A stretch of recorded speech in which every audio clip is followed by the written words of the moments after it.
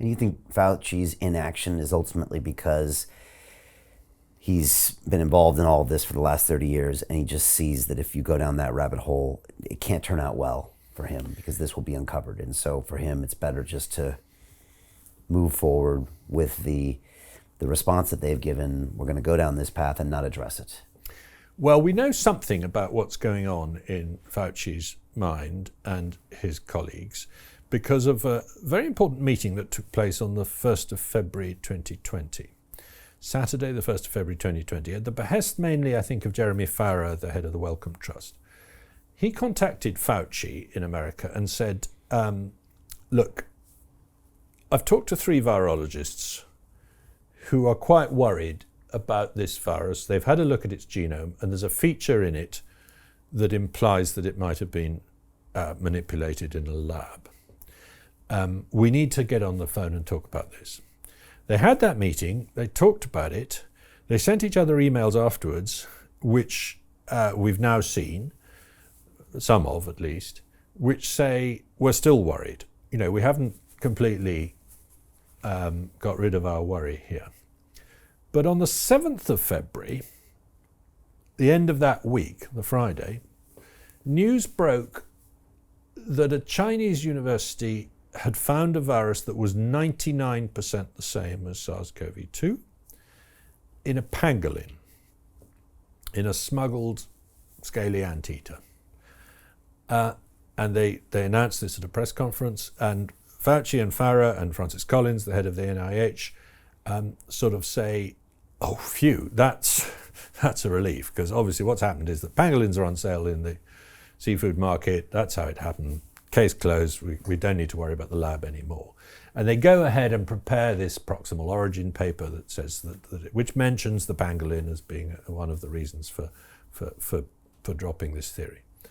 Well, there's 3 problems with this. The first is that there were no pangolins for sale in the seafood market. These 2 infected pangolins that they were talking about in southern China were, Guangxi, down near Hong Kong, completely different part of China. And as far as we can tell, no pangolins have ever been sold in that market. The second is that it wasn't 99% the same. It was 90%. So it's a way distant cousin of this virus. It's not the same virus at all. It's a red herring, essentially. The third is that the papers and by the way, we found that out in late February 2020 when they finally published papers about this pangolin virus. Those papers turn out to be a right mess. They're clearly sort of political papers in the sense that 2 of them use the same data set but under different labels to try and imply there's more data than there is. Things like that. It's a real mess, the papers. And they have to be withdrawn later from the journals, or at least corrected in one case. But the third problem is that the pangolin virus doesn't have the feature in it that alarmed the scientists before the meeting. The feature, and this I'm afraid is a bit technical, but it's a really important point, and it's a point we haven't talked about yet, but it's by far the most interesting and worrying feature. There's a thing called a furin cleavage site. And SARS-CoV-2 has a furin cleavage site. And this is a little feature in the middle of its spike gene that enables it to attract the attention of a human enzyme that splits the protein and primes it for infecting other cells. It makes it way more infectious. If it didn't have this feature, we wouldn't be having a pandemic. Now, no other sarbecovirus in the world has ever shown up with a furin cleavage site. SARS didn't have it. RATG13 didn't have it. The louse virus didn't have it. The pangolin virus didn't have it. They found other ones in bats that are not so closely related. None of them have it. In their proximal origin paper, the scientists say, well, we'll probably find one in a wild bat virus. 3 years, we still haven't found one, right? We know of hundreds, probably 300 now, sarbecoviruses. Not one has a furin cleavage site in it. Now, this is not just a mutation. This is an addition of 12 base pairs, 12 letters of text into the middle of the spike gene. So it's a big insertion. And it is an insertion because you can tell that the sequences all match up perfectly until suddenly there's this extra bit in there. Now, so what? Maybe it got it some way. We know that inside the bat, a furin cleavage site is a disadvantage, not an advantage. It's selected against. In bat tissues, it doesn't help, and the virus if they have one, they tend to get rid of it, funnily enough. But we also know that it's a hugely helpful thing inside a human being, for the virus, not for us. About 10 years ago, scientists started putting furin cleavage sites deliberately into viruses as a way of making them easier to grow in the lab or to test their infectivity or something. And some of these experiments were very harmless because they were doing it into individual proteins, not the whole live virus. But eventually they started doing it in live viruses too. They did it to a MERS-like virus in Wuhan with Xi Zhengli's lab involved just a few years ago.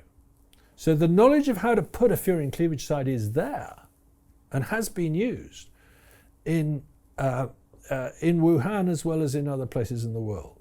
So it's not stupid to think that someone might have thought, let's try putting a furin cleavage site into this newly discovered Zika virus and see what effect it has. And then we find a document. We found this in September 2021, and it's probably the most important document we've come across. It's called the Defuse Proposal. It was a grant application from the EcoHealth Alliance under Peter Daszak's name to DARPA, the Defense Advanced Research Program Agency of the Pentagon, for $14 million in 2018, the purpose of which was to continue the work with Wuhan on these SARS-like viruses, to find more SARS-like viruses, to investigate them, and to put furin cleavage sites into some of them.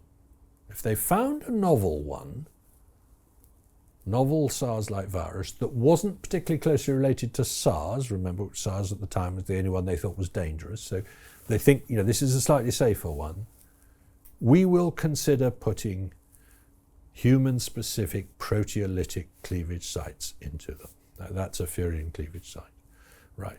So, thanks, Peter Daszak, for not telling us that 2 years before the pandemic broke out, you applied to the US government for money to put a furin cleavage site into a SARS-like virus for the first time. Now, it didn't get funded. DARPA turned it down. So they're saying, well, so it's not relevant. And we're saying, well, hang on. We all know scientists quite often apply for grants for things they've already started doing. We all know that the Wuhan Institute of Virology was getting far more money from the Chinese Academy of Sciences. Why wouldn't they have said, well, DARPA didn't fund it, but we'll just go ahead and do it anyway? So that's not much defense.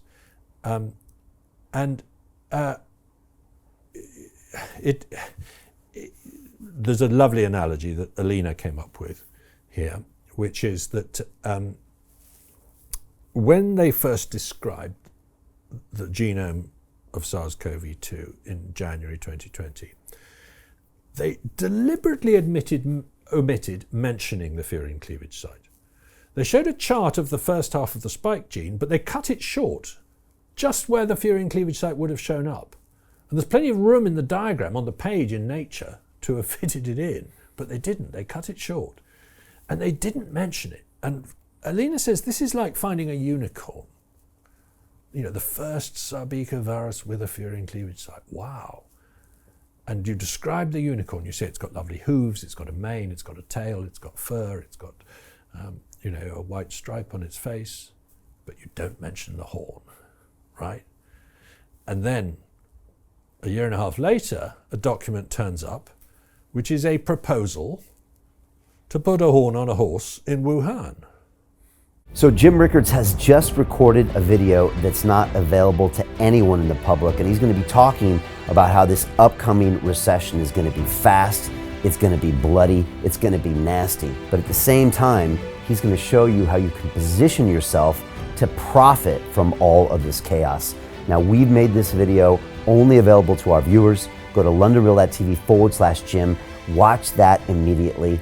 I can't say enough good things about Jim Rickards. He understands the global economic system better than any guest I've ever had on London Real. His predictions are almost uncannily true, and you can learn how to profit from his vision, from his expertise, and his understanding of economics. So go to londonreal.tv/Jim or click the link below. It's an excellent, excellent look on what's going to happen in the future and how you can position yourself to profit from that. Jim is one of the best in the business, one of my favorite guests on London Real, and he's very, very good at predicting the future and showing us all to profit from it. So click the link, and I hope you enjoy. Hey, it's Brian Rose, founder of the DeFi Academy. I've told you my 4-week crypto bootcamp is amazing, but don't take my word for it. This is what my students are saying. The DeFi Academy was an amazing experience for me. It took me totally out of my comfort zone. In this course, I was challenged, I was held accountable, and pushed to do things that honestly weren't always easy. It's been phenomenal, and I can't believe we're already up on our 4 weeks. It has flown by. Going through this DeFi accelerator by far was one of the best courses I've taken. You do this course, you really get into the nitty-gritty of the activities that will make you comfortable with decentralized finance. Thank you so much to Brian and everyone at London Real and the DeFi Academy for even putting together an amazing course like this. Anybody else that wants to do it, please sign up. It is well worth the money.